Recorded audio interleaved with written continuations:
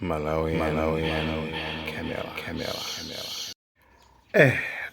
Kangocha tokungova ma-tariffs ena kuti tariffs and tariffs Trump tariffs misonkho yes 10% 17% to 31% ye tariffs pano pande kuvota makuti nkhani yake kuti ndiyotani kwachitika chani Trump so this time again watani takulandirani pa Malawian Cameras YouTube channel pamene ndithu timasanthula tinkhanizi ndikutika mu zinthu zoti aliyense akwanise kumvetsa bwinobwino kuti chikuchitika njani kudzikoko kudziko kuti akuluakulu tisamangogona kudziko kuti zambiri zimene zikuchitika zokuti nthawi yake titangodzuka nkupeza kuti akuluakulu tili pa mpeni tili pa moto.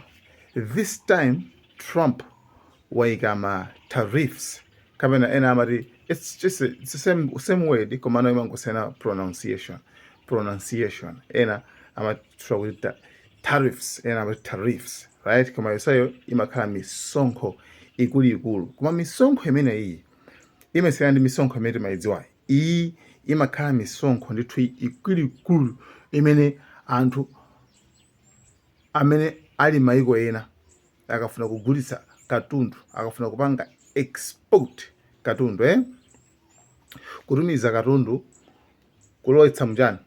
mu America kuti akagulitse ndi kuti iwo ajawo amachaja amayikapo chinsonkho chimene chocho ndimene chimapangitsa kuti katundu uja adule. Timvana pamenepo chabwino pali maiko ena amene America inagwirizana nawo kuti akwa mutha kubwesa katundu wanu pabe vuto kansonkho kamakakang'ono osati pakana kopangisa kuti katunduyo akwere umatha kungotumiza basi mwagulitsa ndikumene kucha katundu uja amayenda bwinobwino ndithu zapopo koma sipano tariffs iyi imene waika Trump imene iyi imapanga affect magulu awiri. One, imapanga affect nzika za ku America koma kwenikweni imapanga affect dziko limene kukupangidwa katunduyo ndeti nkuelekeza ngati kwena kuti America tingoelekeza ngati ifeyo tike example ya ku Malawi kuno ife timagulitsa fodya right timalima fodya tikalima fodya uja timutengati ntumiza ku America andi takwirizana pachapo ku America kuchati pasa ndalama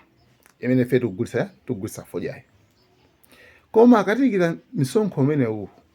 ndiye kuti katundu uja mu America muja sangalowe pokhapokha America aja apakulaso msonkho 10% imene akuichocha kapena 17% to 31% ndoti apakula pa fodya uja right apakula pa fodya uja sonze kuona kuti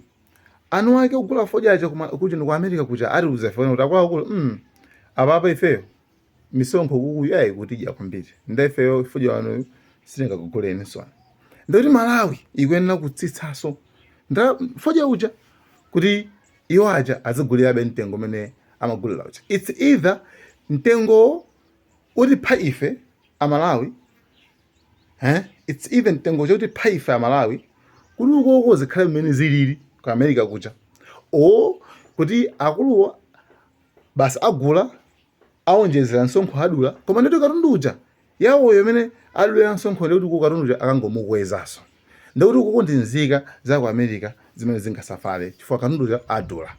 ndino zimene zikuchitika ku katundu ekhayo amene akubwera osati ku America kwayi koma katundu ekhayo amene akulowa ndi Trump anena kuti kwa amene ngati mukufuna mukuona zoti misonkho imene ikupwetikane musamuse makampani anuwo kumene koko mwabwesa ku America konkono makampaniyo mwabwesa ku America konkono kuti ku America kunoku mukamakhoza muzipanga zimene zozoti basi nzapopo kumakwako pali vuto ndaife simakampani amalawi sikuti chimapanga imwe ndi foja nde do you think kuti foja thonje COVID mungalimire ku America sizingatheke ndekuti ife tilibe option.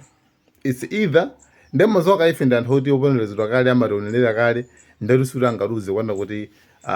foja wanuyo mubweretse kuno yayi muzilimira ku America aruza kama kuti atuze kuno kuti nkhani yopita ku America singatheke komano sangaluze kwanda kuti tipatseni ife tigula mmene timagulira muja msonkho azikatula ndife ife ndi America kweza ku America sankapange zimenezo aruza amalawi kuti ino ife tindetisiya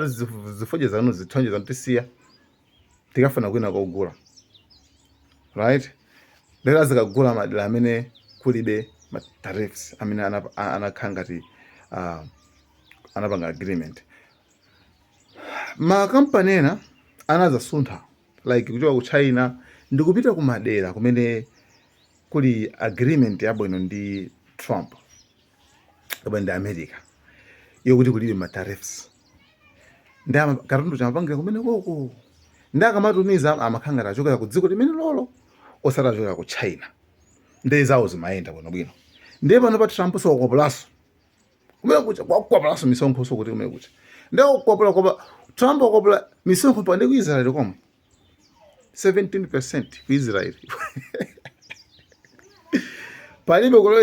palibe kulowesa kaya chani kawe muri nthoji kazi bachani mufuna kulowesa ku akukopanisa misonkho. Iyi ndimene machita kuti trade war amafuna kuwapatsa anthu aja ngati kuti kwauze kona kuti akuluakulu ife tifati kumenyeni nkhondo koma nkhondoyo tikumenyeni ku business. That's why akukhanga kuno ziti afuna I don't know akumenya nkhondo koma ku business chifukwa anthu tsopano aziopa kuti titumize katundu ku America siyigwira apanga katundu koma katundu yakhala cheap antumiza mo cheap chifukwa ogula ukoko anena kuti ife zimza deliver nkhani yamba ndimeneyi ndi ku Malawi tiliso ndi mavuto ngati amenewo maso maiko enaso ndi Trump chimene akufuna kuti apange boost economy ya Americans first. Nkhani yamba ndimeneyi. Nkhani number 2 pali nkhani yokhuza ndi nuclear deal. Na Americans akufuna kuti ku Iran amvane za nuclear deal kuti akwako tipange bwanji pano papa. Nde Iran ikukana kuti ife silufuna kukambira ndi silufuna panga deal ndi mabullies aja anthu opasatiza nzawo aja. Ife takhala under sanctions over 40 years and wina azikatuza zochita silufuna kukambira ndiyo sindija ndi America. Ndiye pano pa America izi nokuti ngati mukana kukambira ndi ife kuti ife kulazipanga control kuti mupanga yani nkhani khuza ndi mabomba ballistic missiles ngati mukana inu ande kuti ife tikupholitsana ndiye tipholitsa malo kumene kuli maujeno ma site malo amene kuli za nuclear chaneko kumeneko komanso kuma ballistic missiles kumeneko tipholitsako nde atsalaka kuyopyeza ndiye paja Iran sikutekeseka ikwanena kuti ifetu olomorati mufuna nkhondo makuti ife sikunjenjemera ati ife silimakuopani tapanga mzimba panga guys Trump uyu atonesa zinthu ndebe guys okay tupasandika video kaka I think simunakaona. But the message that I wish to deliver is this, and it's simply to Ayatollah Khamenei, and I would deliver this to you. President Trump will work with you to peacefully end your nuclear weapons and ballistic missile program, or President Trump will destroy your nuclear weapons and ballistic missile program. You get to choose the remedy, Ayatollah. Yes, nkhani ndimeneyo. Nde guys, thank you so much. We'll keep you updated. Tizokupasana ma update azimene zikuchitika kuti kunja kuchitika chani. Kumano mavuto amene atigwera ndi amenewo. Trump uyu afuna kaya situ zoti afuna chani kaya. Guys, thank you so much. Malawian cameras. Malawian camera.